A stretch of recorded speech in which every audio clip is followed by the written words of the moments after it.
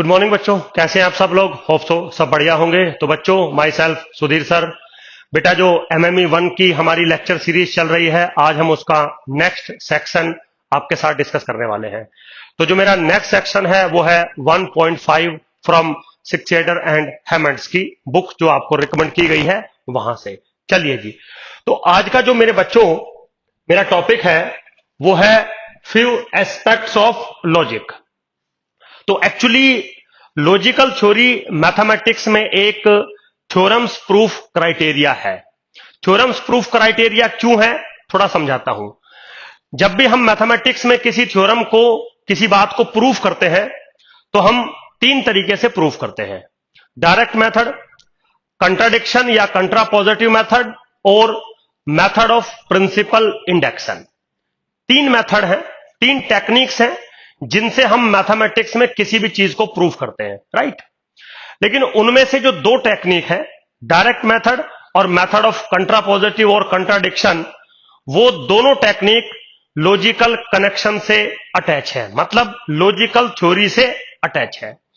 तो जैसे मैथमेटिक्स में बच्चों आपने बहुत सारी थ्योरीज पढ़ी होंगी, जैसे for example function theory, set theory. तो ये दो बड़ी थ्योरीज हैं जो आप इकोनॉमिक्स में यूज भी करते हैं। बजट सेट आप यूज करते हैं तो सेट थ्योरी का पार्ट है। यूटिलिटी फंक्शन आप यूज करते हैं, फंक्शन थ्योरी का पार्ट है। तो फंक्शन थ्योरी में आपने बहुत सारी चीजें पढ़ी होंगी। फंक्शंस क्या होते हैं, कैसे एडिशन करते हैं, कैसे सब्ट्रैक्शन करते हैं, कॉन्टिन्यूटी क्या होती है, डिफरेंशिएबिलिटी क्या होती है, इंटीग्रेबिलिटी क्या होती है, ब्ला ब्ला चीजें बहुत सारी पढ़ी। ऐसे ही सेट थ्योरी में आपने बहुत सारी पढ़ी। सेट्स होते हैं जी, सेट्स क्या होते हैं, collection of well defined object. फिर सेट्स पे आप कुछ ऑपरेशंस लगाते हैं जी, यूनियन करते हैं, इंटरसेक्शन करते हैं, सब्ट्रैक्शन करते हैं। और आप एक चीज को नोटिस करते हैं कि अगर दो सेट्स का आप यूनियन करते हैं तो सेट बनता है, इंटरसेक्शन करते हैं तो भी सेट बनता है, और डिफरेंस करते हैं तो भी सेट बनता है। इसका मतलब ये जितनी भी थ्योरीज हैं वो कहीं ना कहीं यूज होती हैं। तो जो आज की मेरी थ्योरी है लॉजिक्स या थ्योरी ऑफ लॉजिक्स, वो मैथमेटिक्स में थ्योरम्स को या किसी भी बात को प्रूफ करने का एक टेक्निक होता है, वे होता है। तो कैसे वो टेक्निक डेवलप होता है ये भी हमारा कोर्स में है, विच इज 1.6। वहां पे हम उस बारे में डिस्कस करेंगे। लेकिन आज की जो मेरी क्लास है वो ये है कि लॉजिकल थ्योरी या लॉजिक्स होते क्या है, कैसे काम करते हैं, और क्या क्या इनके बीच में ऑपरेशंस होते हैं। जैसे सेट्स के बीच में ऑपरेशंस होते हैं यूनियन, इंटरसेक्शन, सब्ट्रैक्शन। फंक्शंस के बीच में ऑपरेशंस होते हैं addition of the function, subtraction of the function, multiplication of the function, composition of the function, division of the function. और ये जितने भी ऑपरेशंस फंक्शंस पे करते हैं आप, बाद में एक फंक्शन ही बनता है। जैसे सेट्स पे आप कुछ काम करते हैं, बाद में एक सेट ही बनता है। तो ऐसे जो लॉजिकल थ्योरी होती है उसमें हम क्या चीज स्टडी करते हैं, क्या ऑपरेशंस होते हैं और क्या चीज बनती है, वो आज हम आपके साथ डिस्कस करने जा रहे हैं। बिल्कुल डीप में पढ़िएगा, बिल्कुल बेसिक से पढ़िएगा, क्योंकि यहां से एक अच्छा क्वेश्चन आता है। जो पिछली क्लासेस मैंने रियल नंबर से ली थी, मैंने आपको पढ़ाया बहुत कुछ था, लेकिन बोला था कि जो क्वेश्चन आता है वो इनइक्वालिटी से आता है या इनइक्वेशन से आता है।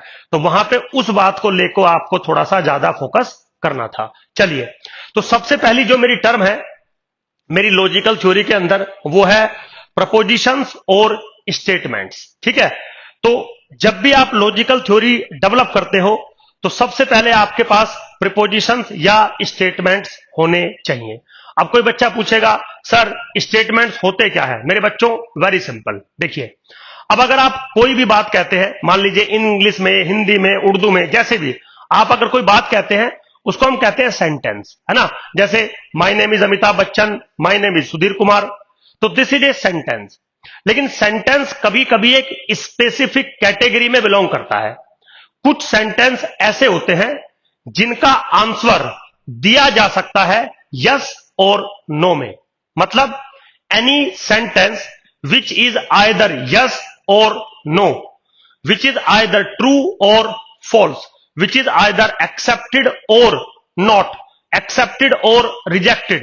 तो बहुत सारी टर्म्स हम लोग यूज करते हैं, सेंस जो होता है इन सभी टर्म्स का वो बिल्कुल सेम होता है।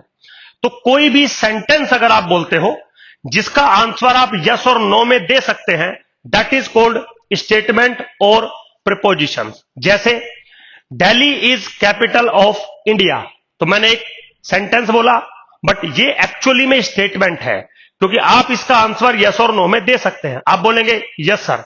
अगर मैं बोलूं Bihar is the capital of India, तो भी ये स्टेटमेंट ही है, बट ये फॉल्स स्टेटमेंट है। आप बोलोगे कि सुधीर सर जो आपने स्टेटमेंट दिया वो गलत है। अब अगर मैं यहां पे एक बात बोलूं, मेरे बच्चों, मेरे बचपन का नाम प्रेमपाल था, तो आप क्या बोलेंगे? क्या आप यस बोल सकते हैं क्योंकि आप मेरे बारे में जानते नहीं हैं? क्या आप नो बोल सकते हैं क्योंकि मेरे बारे में आप जानते नहीं हैं?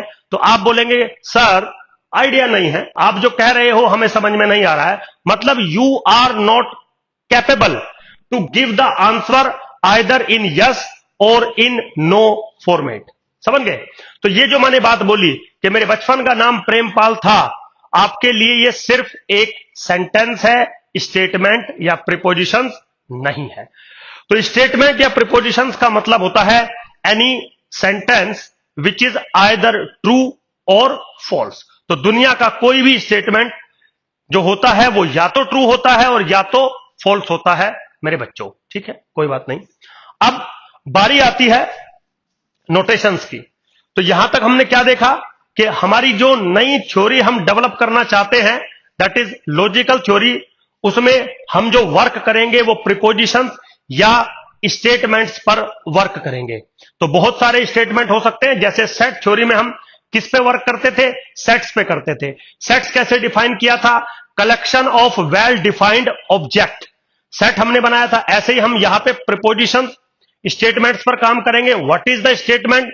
Any sentence which is either true or false. चलिए कोई प्रॉब्लम नहीं है। तो हम किसी भी स्टेटमेंट को कैपिटल लेटर्स ऑफ अल्फाबेट से डिनोट करते हैं, जैसे P है सपोज, है Q है सपोज, W है सपोज, फॉर एग्जाम्पल। तो अगर मैं कह दूं कि Delhi is the capital of India, मेरे बच्चों ये एक स्टेटमेंट है जिसको मैं P से रिप्रेजेंट कर रहा हूं, है ना। और मैं कह दूं Bihar is the capital of India, ये भी एक स्टेटमेंट ही है, बट पहले वाला स्टेटमेंट का जो वैल्यू है, जो नेचर है वो ट्रू है।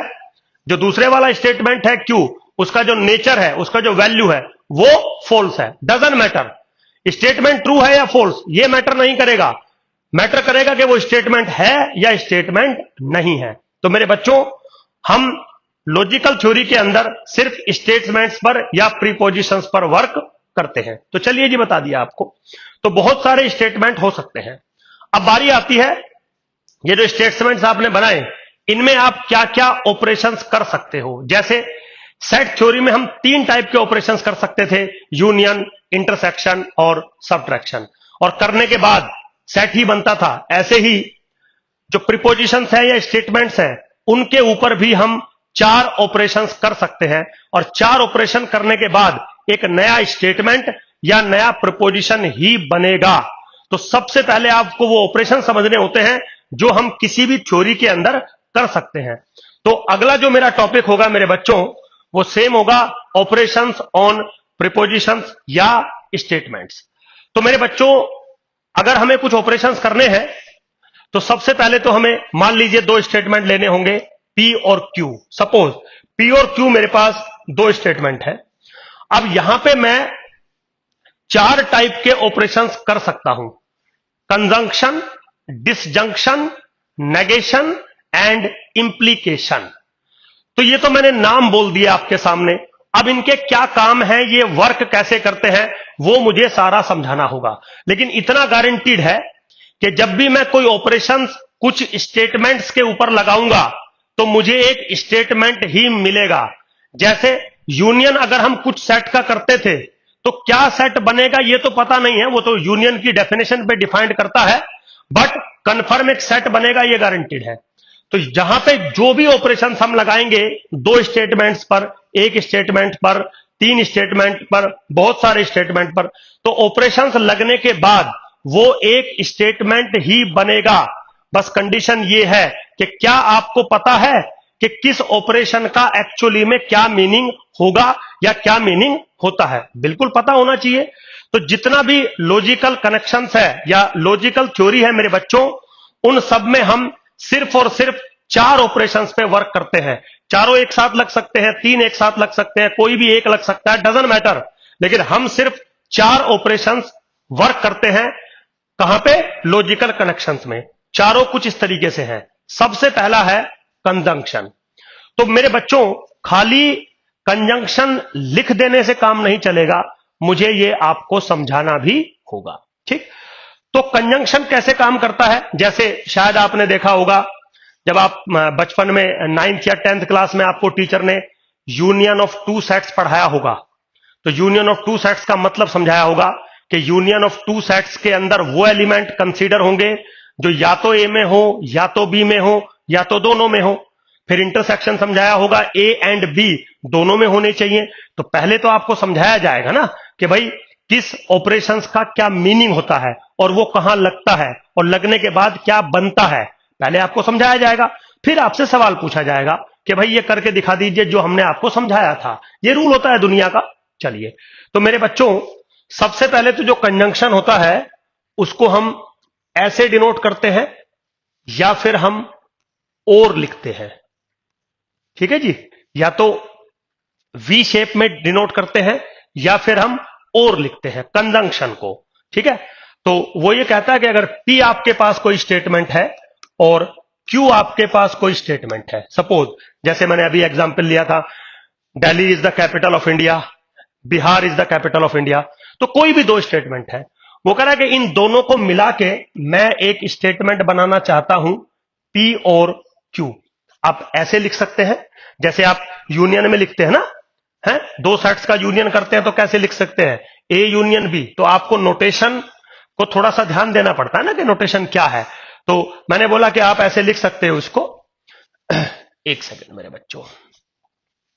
तो पी और क्यू, कुछ राइटर इसको ऐसे भी लिखते हैं, पी और क्यू, डजंट मैटर, दोनों नोटेशन है आपके सामने, दोनों की दोनों नोटेशन मैंने लिखी है।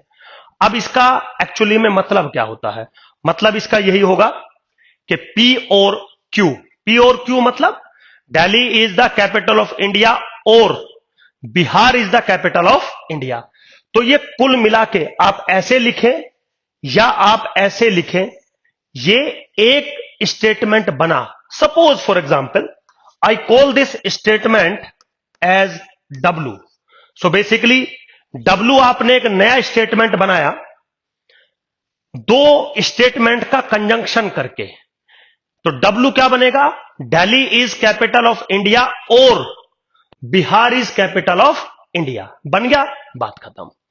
अब बारी ये आती है कि सुधीर सर, ये जो आप स्टेटमेंट बना रहे हो, इनका जो, ठीक है हम चलो समझ गए, प्रूफ करने में इनका यूज होता होगा, बट ये डिफाइन कैसे होते हैं? मेरे बच्चों, ये डिफाइन होते हैं अपनी ट्रूथ वैल्यू के रेस्पेक्ट में। ट्रूथ वैल्यू का मतलब होता है कि ये जो स्टेटमेंट है जिसको आप ये बोल रहे थे कि सर या तो ये ट्रू होगा और या तो ये फॉल्स होगा, तो उनकी ट्रूथ वैल्यू का मतलब होता है कि कोई भी स्टेटमेंट अगर ट्रू है तो उसकी ट्रूथ वैल्यू है टी, और अगर कोई भी स्टेटमेंट फॉल्स है तो उसकी ट्रूथ वैल्यू है F. T for true, F for false, ठीक है? तो दुनिया का कोई भी स्टेटमेंट हो, हमें सिर्फ यह बताना होता है कि उसकी ट्रूथ वैल्यू क्या है। तो ट्रूथ वैल्यू 2 ही हो सकती हैं, या तो ट्रू और या तो फॉल्स। लेकिन कब ट्रू होगी वो बताना पड़ेगा और कब फॉल्स होगी हमें वो बताना पड़ेगा, ठीक है? तो सबसे जो मेन फोकस होता है लॉजिकल थ्योरी के अंदर वो यही होता है कि कोई भी स्टेटमेंट अगर आपके पास है तो क्या आपको उसकी ट्रूथ वैल्यूज पता है, और उनसे मिलके अगर आप कोई नया स्टेटमेंट बनाते हो, जैसे आज मैंने बनाया पी और क्यू, तो क्या आप पी और क्यू की ट्रूथ वैल्यूज बना सकते हो? तो ये जो ट्रूथ वैल्यूज बनती हैं, इनकी टेबल्स मैथमेटिशियन ने हमें डिफाइन करके दी, and these tables are called truth tables. कोई प्रॉब्लम नहीं है। तो ट्रूथ टेबल ही डेफिनेशन है पूरे सिनेरियो का, जैसे यूनियन का डेफिनेशन आपको दिया गया, इंटरसेक्शन का डेफिनेशन आपको दिया गया, सब्ट्रैक्शन का डेफिनेशन आपको दिया, तो आज हम ट्रूथ टेबल का डेफिनेशन देंगे। ट्रूथ टेबल का डेफिनेशन का मतलब है कि जब कंजंक्शन होता है तो ट्रूथ टेबल कैसे काम करती है, डिसजंक्शन होता है तो ट्रूथ टेबल कैसे काम करती है, नेगेशन पे कैसे काम करती है, इंप्लीकेशन पे कैसे काम करती है। तो ये जो ट्रूथ टेबल है, these are the definitions of logic. समझ गए? स्टेटमेंट आपने बना दिए, जब आप स्टेटमेंट्स को क्लब कर रहे हैं, कंबाइंड कर रहे हैं, तो उनकी ट्रूथ वैल्यूज आपको डिफाइन करनी होंगी। तो आप डिफाइन नहीं करेंगे, मैथमेटिशियंस ने ऑलरेडी डिफाइन करके हमें दे रखी है, बस हमें डिस्कस करना है। तो दो बातों का मेजर ध्यान रखना होता है कि किस ऑपरेशंस की नोटेशन क्या है, उसका मीनिंग क्या है और उसका ट्रूथ टेबल कैसे डिफाइन किया गया है। ठीक, तो सबसे पहले आया कंजंक्शन। कंजंक्शन की नोटेशन आपको बता दी, ऐसे लिख सकते हो, ऐसे लिख सकते हो, डिफाइंड ऐसे कर सकते हो, ऐसे कर सकते हो, डजंट मैटर। ठीक है, तो आप पी स्टेटमेंट लिखेंगे, बीच में और लिखेंगे और क्यू स्टेटमेंट लिखेंगे।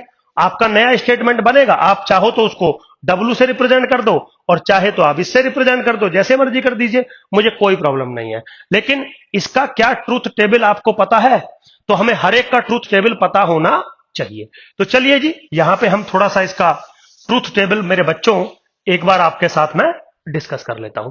बिल्कुल सिंपल है, एक छोटा सा टेबल आप बना लीजिए, बिल्कुल कोई भी टिपिकल टास्क नहीं है मेरे बच्चों, बस थोड़ा सा ध्यान आपको रखना है कि हम करना क्या चाहते हैं और हमें करना क्या था।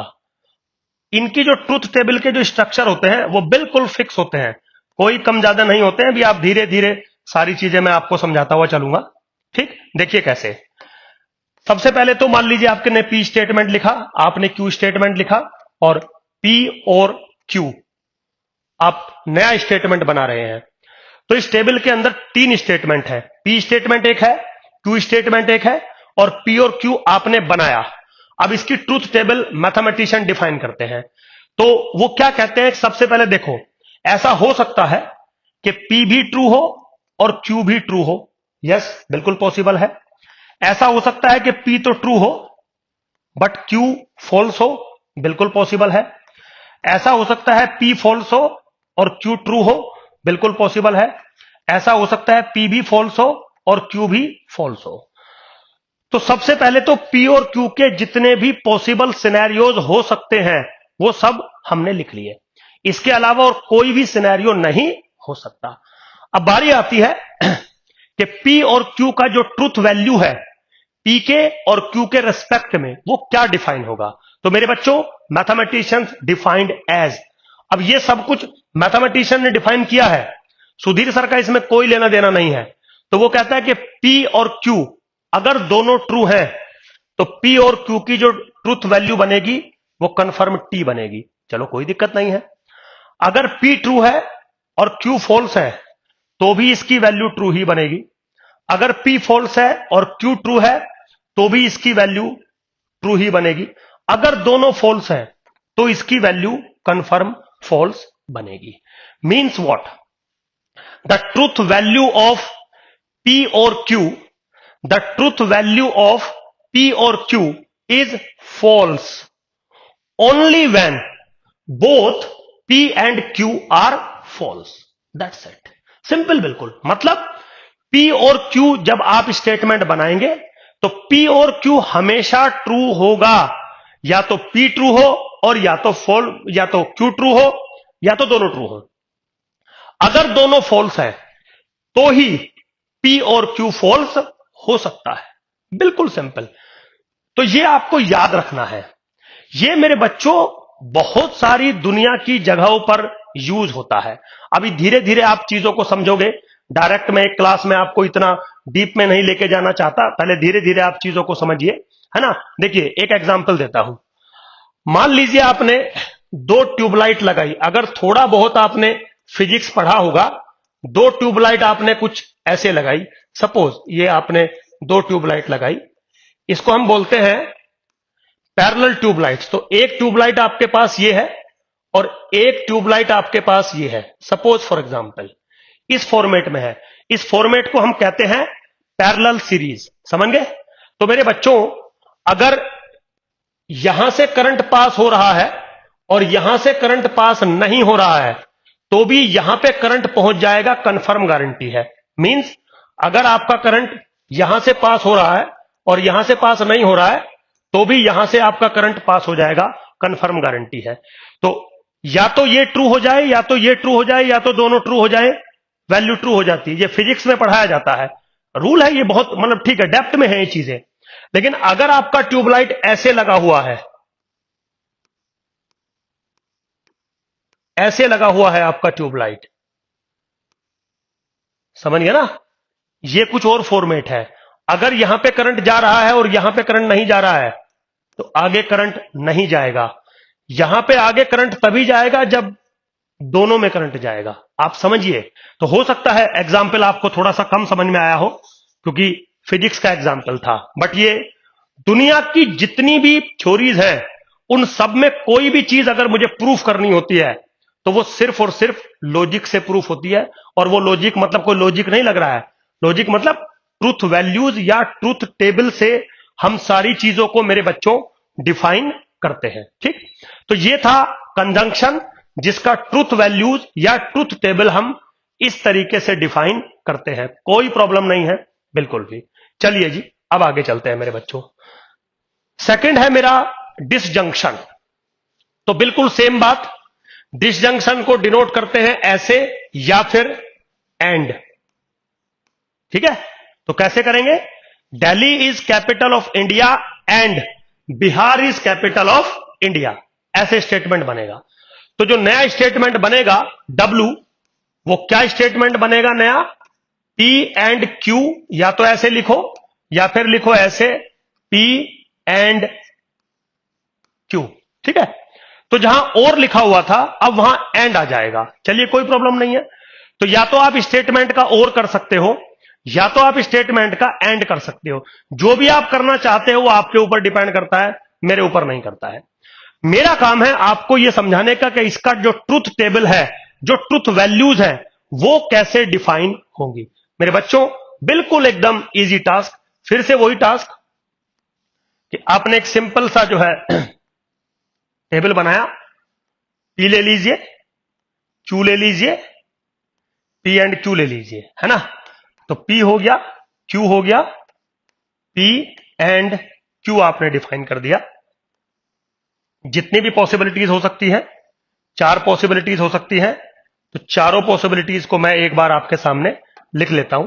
तो true, true, false, false, true, false, true, false.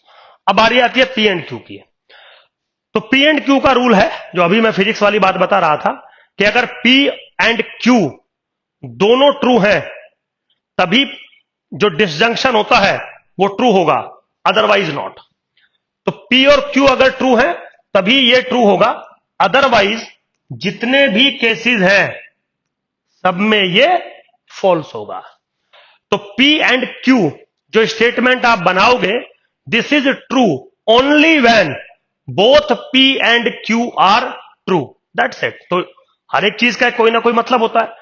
तो पी और क्यू आपने 2 स्टेटमेंट लिए, उनकी ट्रूथ वैल्यूज अगर आप डिफाइन करते हैं, तो पी एंड क्यू का जो ट्रूथ वैल्यूज है वो कुछ इस तरीके से डिफाइन होगा। तो पी एंड क्यू तभी ट्रू माना जाता है जब P and Q both are true. अगर एक ट्रू है, एक फॉल्स है, दोनों फॉल्स हैं, तो जो पी एंड क्यू स्टेटमेंट होता है वो हमेशा फॉल्स होता है। दैट्स इट, बिल्कुल simple. And this is called disjunction. तो नाम दे दिया, जैसे यूनियन दे देते हो, इंटरसेक्शन दे देते हो, ऐसे ही यहां पे कंजंक्शन एंड डिसजंक्शन नाम दिए जाते हैं। चलिए, कोई प्रॉब्लम नहीं, आगे चलते हैं मेरे बच्चों। नेक्स्ट है नेगेशन। तो वो कहता है कि जैसे आप शायद सेट थ्योरी में आपने कॉम्प्लीमेंट पढ़ा होगा, है ना। यूनिवर्सल सेट में से एक सेट हटा देते हैं तो उसका कॉम्प्लीमेंट बन जाता है। तो जैसे सेट्स के कॉम्प्लीमेंट होते हैं, ऐसे ही मेरे बच्चों स्टेटमेंट के नेगेशंस होते हैं। तो मान लीजिए कोई स्टेटमेंट है आपके पास P, कोई स्टेटमेंट है P, ठीक है। नेगेशन को हम कुछ इस तरीके से डिनोट करते हैं, या इस तरीके से डिनोट करते हैं, या हम नोट लिखते हैं। बहुत सारे तरीके हो सकते हैं रिप्रेजेंट करने के। तो वो कहता है कि अगर P एक स्टेटमेंट है तो आप जब इसका नेगेशन करेंगे तो नेगेशन P ऐसे लिखेंगे। नेगेशन हमेशा सिर्फ एक स्टेटमेंट का होता है। आपने वो स्टेटमेंट कितने स्टेटमेंट से मिलके बनाया ये चीज मैटर नहीं करती, बट जो स्टेटमेंट होता है एक, उसी का नेगेशन होता है। इसको हम लोग नॉट P भी बोलते हैं। जैसे मान लीजिए मैंने बोला Delhi is the capital of India और इसका नेगेशन करना है, तो आप बोलेंगे Delhi is not the capital of India. या आप ऐसे भी बोल सकते हो it is not true that Delhi is the capital of India. समझ गए ना, बिल्कुल सिंपल है। बोलने के तरीके अलग हो सकते हैं लेकिन सेंस बिल्कुल सेम है। अब फिर से वही बात कि सर इसकी ट्रूथ टेबल कैसे वर्क करेगी। तो इसकी ट्रूथ टेबल सबसे पहले तो बहुत छोटी ट्रूथ टेबल बनने वाली है इसकी। क्यों छोटी ट्रूथ टेबल बनने वाली है? क्योंकि इसमें दो ही स्टेटमेंट है। तो कैसे बन सकते हैं देखिए, बिल्कुल सिंपल मेरे बच्चों। मान लीजिए ये P है और ये नेगेशन P आपने कर दिया, तो P या तो ट्रू होगा या तो फॉल्स होगा। नेगेशन P फॉल्स और ट्रू मींस जो भी P की नेचर होगी, नेगेशन P की नेचर उसके अपोजिट होगी। अगर P ट्रू है तो नेगेशन P फॉल्स हो जाएगा, और अगर P फॉल्स है तो नेगेशन P ट्रू हो जाएगा। वेरी सिंपल, कोई प्रॉब्लम नहीं है, याद रखेंगे। चलिए भाई, मान लीजिए मैं कह दूं Delhi is the capital of India, आप क्या बोलेंगे? Yes sir, true. और अगर मैं इसका नेगेशन कर दूं Delhi is not capital of India, तो आप क्या बोलोगे? सर गलत है। तो बिल्कुल सेम चीज लिखी है भाई। ये तो मैं एक जस्ट छोटा सा एग्जाम्पल आपको समझा रहा था। चलिए आगे चलते हैं मेरे बच्चों। अब फोर्थ जो आता है वो आता है इंप्लीकेशन। ये एक्चुअली में सबसे मेन होता है, दैट इज इंप्लीकेशन। इसको हम जो डिनोट करते हैं वो ऐसे करते हैं, या इफ देन ऐसे मिलके करते हैं। अभी समझाता हूं आपको सारी चीजें। तो वो कहता है कि मान लीजिए आपका एक स्टेटमेंट है P और एक आपका स्टेटमेंट है Q। दो स्टेटमेंट है और आपने एक नया स्टेटमेंट बनाना चाहते हो W, which is what P implies Q। आप इसको कैसे लिख सकते हो? If P then Q। आपके ऊपर डिपेंड करता है।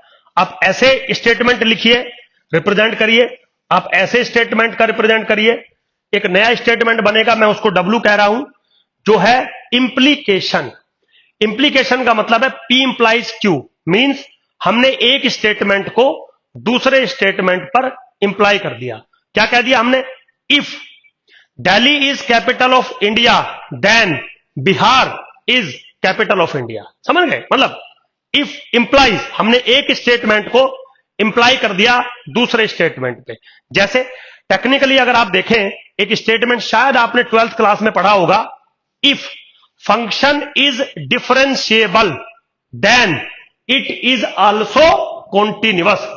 तो फंक्शन इज डिफरेंशिएबल एक स्टेटमेंट है, then it is also continuous एक स्टेटमेंट है, और P इंप्लाइज Q।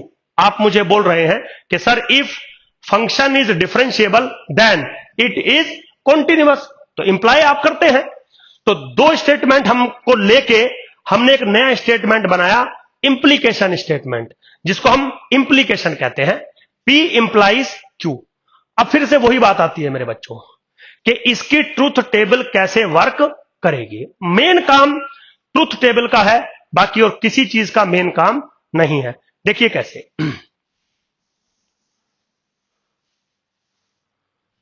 फिर से वही एक छोटी सी टेबल मुझे आपको बना के देनी पड़ेगी। बिल्कुल सिंपल है। नेक्स्ट क्लास में मेरे बच्चों में ये टेबल बना के लाऊंगा ताकि आपका टाइम वेस्ट ना हो बिल्कुल भी। ठीक है, टाइम वेस्ट करना मुझे बिल्कुल भी अच्छा नहीं लगता है। Time is very precious. जितना ज्यादा टाइम मैं लगाना चाहता हूं उसको मैं समझाने में लगाना चाहता हूं। P Q, P implies Q। चलिए जी, true true, false false, true false, true false. आइए, अगर दोनों ट्रू हैं तो ये भी ट्रू होगा। ऐसा मैं नहीं कह रहा हूं, ऐसा मैथमेटिशियन मुझे कह के गए हैं। अगर ये भी ट्रू है और ये भी, ये फॉल्स है, समझ गए? P अगर ट्रू है और Q फॉल्स है तो ये फॉल्स होगा। Be careful. अगर ये फॉल्स है और ये ट्रू है तो ये ट्रू होगा, ये दोनों फॉल्स हैं तो भी ये ट्रू होगा। Means what? कोई भी ट्रू